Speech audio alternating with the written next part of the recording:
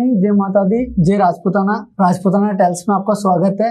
आज हम महान कहानी जिसके बारे में लोगों को काफ़ी चीज़ें पता है, खानवा युद्ध के बारे में, जो सबसे प्रसिद्ध युद्ध है।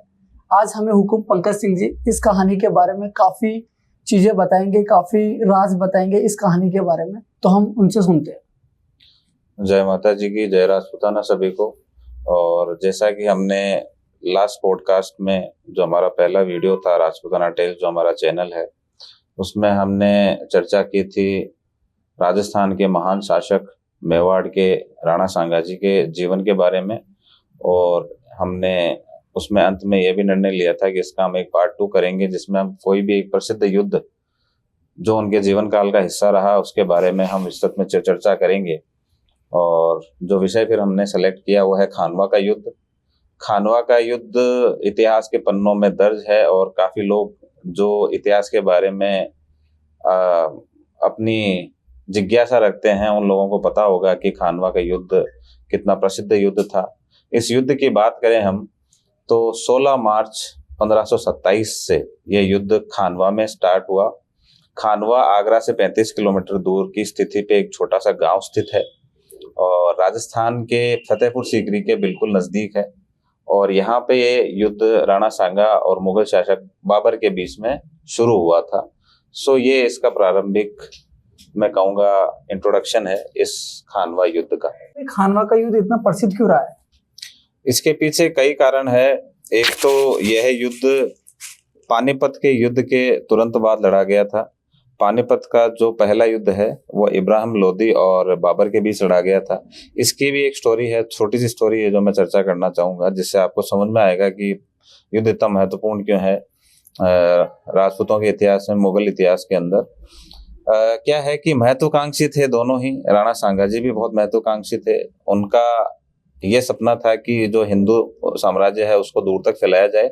साथ ही साथ वो मुगल आक्रांताओं से परेशान थे, तो वो चाहते थे कि मुगल मुक्त शासन हो, मुगल मुक्त भारत हो। और उसी समय बाबर की नज़रें पूरे भारतवर्ष पे थी और उसके जो पूर्वज थे तैमूर, जो तैमूर का आपने नाम भी सुना होगा, तो तैमूर के समय में जो उसका साम्राज्य का विस्तार था वो पंजाब की सीमा तक था। परंतु जब बाबर का शासन आया तो बाबर के शासन के समय पंजाब उनके शासन के अंदर नहीं था, तो वह चाहता था कि तैमूर की ही तरह वापस उत्तर भारत पे भी वह वापस अपना प्रभाव जमाए। और इसी बीच में जो एक कहूँगा कि जो बाधा आ रही थी वो इब्राहिम लोदी की आ रही थी। इब्राहिम लोदी उस समय उत्तर भारत का प्रतिनिधित्व कर रहा था मुगल शासकों का और दिल्ली की गद्दी पे विराजमान था। और वो चाहता था कि इब्राहिम लोदी को हरा के वापस उत्तर भारत को अपने अधीन किया जाए। और उसी समय 1526 में जब ये पानीपत का पहला युद्ध लड़ा गया तब बाबर ने 5वीं बार भारत पर आक्रमण किया था। और उस समय इब्राहिम लोदी पर फतह हासिल करने के लिए राणा सांगाजी से भी उन्होंने मदद मांगी थी और राणा सांगाजी ने उस समय मदद के लिए हाँ कर दी थी, परंतु बाद में वो मुकर गए। अन्नदाता, अब आप लोग कहीं हुए लो, आप तो बाबर से क्यों हो कि दिल्ली पर उनका आक्रमण करता ही आप आगरा पर आक्रमण कर देवला। अज्जा जी, मैं आपनो वचन अबार नहीं निभा सका, और जब तक गुजरात ने मालवा आपने कब्जा में नहीं है वो वक्त तक लोधी और बाबर ने आपस में लड़वा दो। अन्नदाता, दिल्ली और आगरा दोनों ही बाबर के कब्जा में रहे, वो आपने वास्ते चौखी बात है। अज्जा जी, आप भी हवा में तीर छोड़ो हो। अब दिल्ली ना आगरा बाबर के कब्जा में तो नहीं है। ई बखत वहां की भलाई ई में ही है कि मैं चुपचाप बैठ जाऊं और लोधी ना बाबर का खेल देखा। आप लोग के विचार है? वहां दोनों सेना आपस में कठे भिड़ेगी पानीपत मैदान में। अन्नदाता, पानीपत मैदान, ठीक है। तो इस बात से बाबर बड़ा नाराज था और खानवा का युद्ध जो हुआ उसका एक महत्वपूर्ण कारण यह भी है। तो इसी वजह से खानवा का युद्ध 1527 में अगले ही वर्ष, पानीपत के अगले ही वर्ष लड़ा गया राणा सांगाजी के बीच में और बाबर के बीच में। पंकज जी, आपसे कुछ सवाल थे मेरे। पहला सवाल ये था, जब खानवा का युद्ध स्टार्ट हुआ तो राणा सांगा ने काफ़ी जो राजा थे उनसे बातचीत की, और ये बातचीत सच है क्या? उनके युद्ध में ये चीज़ें हेल्प की, काफ़ी सपोर्ट दिया राजाओं ने, काफ़ी लोगों ने? जी, ये बात सच है। पानीपत के युद्ध के तुरंत पश्चात 1527 में जब खानवा का युद्ध लड़ा गया, तो चूंकि बाबर की सेना बहुत बड़ी थी और अकेले राणा सांगाजी की सेना का उनको बराबर टक्कर देना इतना संभव नहीं था, तो राणा सांगाजी को लगा कि यही समय है कि सभी राजपूत जो शासक हैं, जो राजा है, उनको सम्मिलित किया जाए और अपनी शक्ति प्रदर्शन किया जाए और एक साथ युद्ध लड़ा जाए बाबर के खिलाफ और इसको अच्छे से ऐतिहासिक रूप से जीता जाए। तो इस दौरान उन्होंने भाई लोग, मेवाड़ ने चारों तरफ से खतरों है। मालवा, गुजरात, दिल्ली की हुकूमत मेवाड़ की तरक्की का सब रास्ता बंद कर रखा है। मालवा ने गुजरात लोधी का इशारा पर नाच रहा है और मैं राजपूता के वास्ते शर्म की बात है कि राजपूत ठिकाने रा ठाकर भी लोधी का इशारा पर, दिल्ली का इशारा पर नाच रहा है। भाई लोग, यही बखत है कि आप सब लोग मेवाड़ रे सागे मिल लोधी ने मुंह तोड़ जवाब दो। जदे जदे वादी नावेला ते दिल्ली आपनी होवेली। राणा जी, मारी एक गरज है, सबसे पहले दिल्ली पर ही आक्रमण करो जाए। दिल्ली वो दरवाजो है हुकुम जिनसे होके ही आगे बढ़ो जा सके। अज्जा जी, मैं आपने वचन देऊ हूं कि दिल्ली आपनी होवेली, आपनी। बस मैंने तो आप सब लोगों का साथ चाहिए। राणा सांगारी ऐतिहासिक रूप से जीता जाए। तो इस दौरान उन्होंने हरोटी, जालोर, सिरोही, डूंगरपुर, ढूंढार, मारवाड़, इन सभी जगहों के जो राजपूत राजा थे उनको अपने साथ सम्मिलित किया। इनमें मारवाड़ के जो राजा थे गंगा राठौड़, हालांकि वो व्यक्तिगत रूप से सम्मिलित नहीं हुए, लेकिन इनके बेटे थे मालदेव राठौड़ जी। वो एक टुकड़ी लेके उन्होंने कूच किया और इस युद्ध में सम्मिलित हुए और साथ में ये युद्ध लड़ा गया और इसको एक गठबंधन का नाम भी दिया गया। साथ ही साथ चूँकि इब्राहिम लोदी को 1526 के पानीपत के प्रथम युद्ध में बाबर ने मार दिया था और पराजित कर दिया था, तो इब्राहिम लोदी के जो बेटे थे महमूद लोदी, और जिनको अफ़गान लोगों ने अपना सुल्तान घोषित कर दिया था, तो वो भी राणा सांगा के साथ में सम्मिलित हो गए थे बाबर के खिलाफ युद्ध लड़ने के लिए। तो हाँ, ये बात सच है कि राणा सांगा ने जितने भी राजपूत राजा थे उस समय के, उन सबको एक साथ सम्मिलित किया। तो पंकज जी, मेरा अगला सवाल आपसे ये था, क्या बाबर ने अपने सैनिकों का मनोबल बढ़ाने के लिए इस्लाम का यूज किया? जी, कह सकते हैं, क्योंकि जब ये युद्ध प्रारंभ हुआ तो बाबर के पास किसी रूप से सूचना पहुंची कि जो राणा सांगा जी हैं वह जो ये युद्ध लड़ रहे हैं राजपूताना के जितने भी बड़े राजपूत राजा हैं और साथ में कुछ अफगान शासक हैं, उन सबको इकट्ठा करके एक गठबंधन बना के लड़ रहे हैं। और उनको ये सूचना मिली कि करीब राणा सांगा की सेना के अंदर 2 लाख से ज़्यादा सैनिक हैं। तो इस बात से बाबर हल्का सा घबरा गया। हालांकि अति संयुक्ति ही थी, 2 लाख सैनिक तो नहीं थे, करीब उनके पास 50 से 60 हजार सैनिक थे, लेकिन कहीं ना कहीं ये सूचना इस तरीके से पहुंची तो बाबर कहीं ना कहीं अंदर से भयभीत हुआ। और ये बात जब सैनिकों को भी पता चली कि इतने सारे राजपूत शासक और अफगान शासक एक साथ मिलके युद्ध लड़ रहे हैं, तो कहीं ना कहीं उनका भी मनोबल गिरा।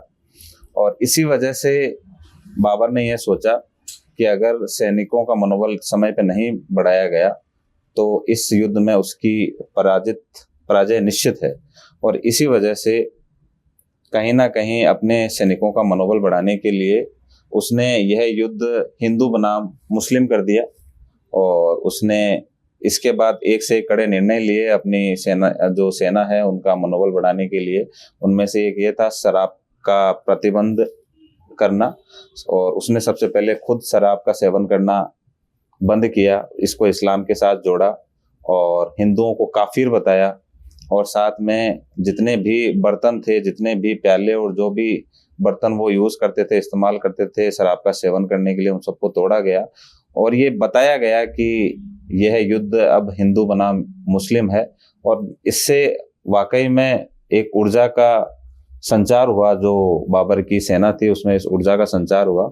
और एक तमगा कर भी लिया जाता था उस समय बाबर के द्वारा, तो वो भी उसने उस समय घोषणा की कि जितने भी मुसलमान हैं उनसे तमगा कर, जो एक व्यापारिक कर था, वो नहीं लिया जाएगा तो इससे भी जो बाबर की सेना थी उसमें ऊर्जा का संचार हुआ, और ये कहा जा सकता है कि एक टर्निंग पॉइंट भी रहा इस युद्ध का।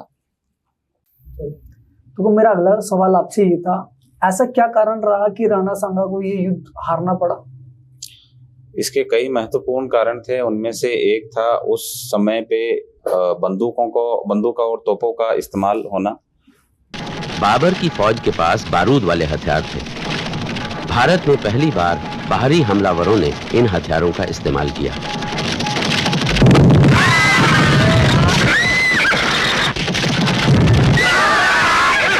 उस समय ये बहुत बड़ी बात हुआ करती थी, और बाबर ने इस युद्ध के अंदर, खानवा के युद्ध के अंदर बंदूकों का इस्तेमाल किया, तोपों का इस्तेमाल किया, जिसके बारे में उस समय राणा सांगा या किसी अन्य राजपूत राजा को इसके बारे में जानकारी नहीं थी।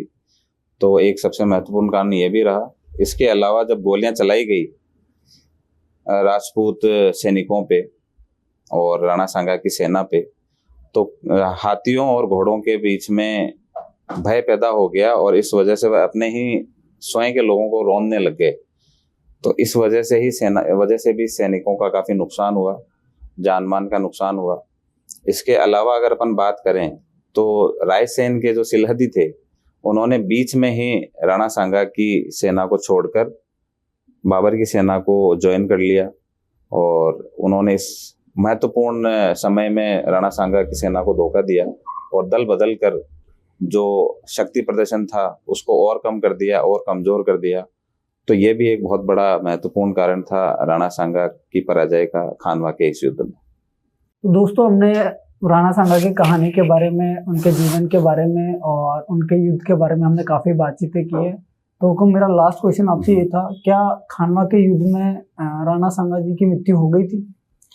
जी, खानवा का युद्ध लड़ते समय वो काफी बुरी तरीके से जख्मी हो गए थे, घायल हो गए थे। उनका एक पैर भी चला गया था और एक हाथ उनका पहले से ही नहीं था।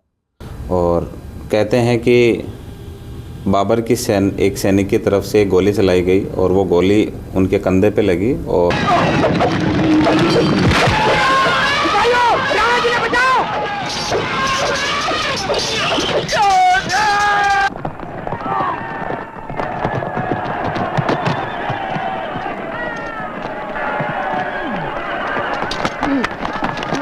पालकी लाओ, जल्दी करो। महाराणा ने बासवा में कोई सुरक्षित स्थान पर ले जाओ। राणा की ने छिपा लो, इन हालत में इन्हें किसी सिपाही ने देखना नहीं चाहिए। अबे आपने कहीं करा, ये तो जारी रखा। हाँ, तुम्हें डटो रहना है। हाँ, अभी भी कुछ नहीं बिगड़ो है, पर पहला जल्द करने राज की हाथी पे बैठाओ। जब सिपाही देख लेगा कि राज की हाथी पर राणा नहीं है तो उड़ारी हिम्मत टूट जाएगी। राणा जी बाद आदेश देवारो अधिकार राव रतन सिंह जी है। हाँ, यही धारण करेला अब राणा जी पागड़ी। पर मैं राणा जी जगह को नहीं ले सकूं। पर क्यों? हमारा पूर्वज छुंदा जी मेवाड़ा सिंहासन पर अधिकार था, पर उन्हें उसको त्याग कर दियो, तो थोड़े समय के बाद भी मैं सिंहासन पर कौन बैठ सकूं। अबार अपना कने इन मातारा वास्ते समय को नहीं। मैं आपको कुलडो पेड़ को नहीं तोड़ सकूं। मैं किसी का भी आदिन का लड़वाने तैयार हूँ। जेडी आपकी मंशा। अज्जा जी, अब आप ही धारण करो राणा जी पागड़ी, आप ही हाथी पे विराजो। अज्जा जी, अब देर न करो। राणा जी बात अड़ी सेनारी बात दौड़ अपन कनी ने तो संभालनी है। अज्जा जी विराजो, देर न करो।